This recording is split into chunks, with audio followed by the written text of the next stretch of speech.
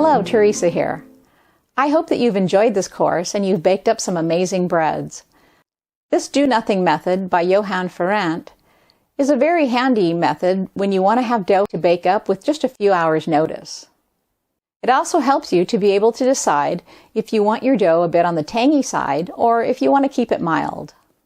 The really long fermentation of the dough helps make the bread more digestible, especially to those that have problems with gluten. However, if you have serious problems with gluten and you want to try this method, please check with your doctor first.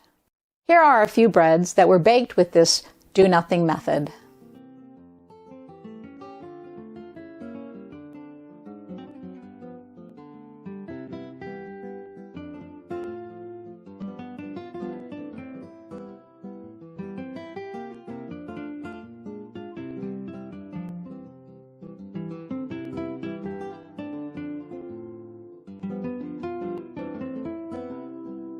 Thank you so much.